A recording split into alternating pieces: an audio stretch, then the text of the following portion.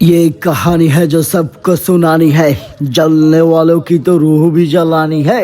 ये कहानी है जो सबको सुनानी है।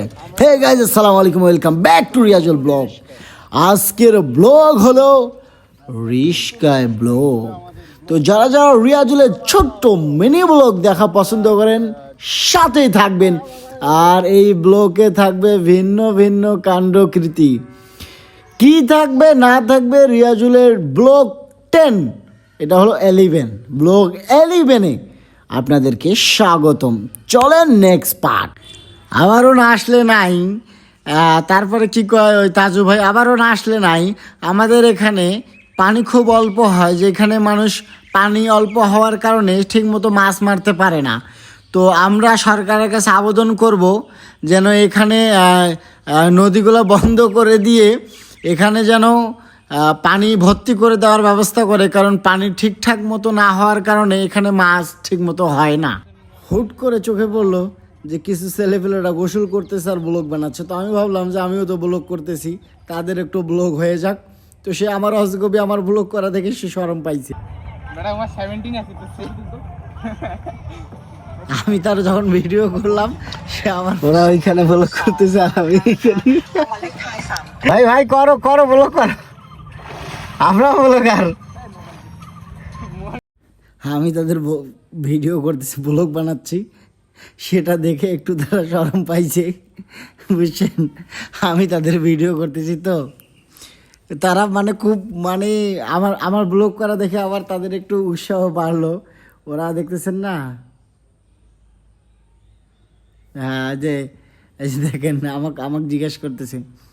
আমি তো করছে যে ভাই ব্লগ বানাচ্ছেন নাকি, আমি বললাম হ্যাঁ ব্লগ বানাচ্ছি।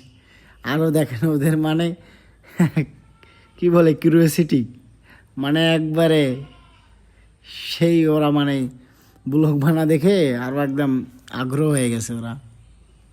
দেখতেছেন না, এই দেখেন এই দেখেন এই দেখেন এই দেখেন, আরে বাহ আরে বাহ আরে বাহ আরে বাহ আরে বাহ, মানে দেখাচ্ছে যে আরে বাহ আরে বাহ আরে বাহ, দেখা ভাই তুই দেখা তুই দেখা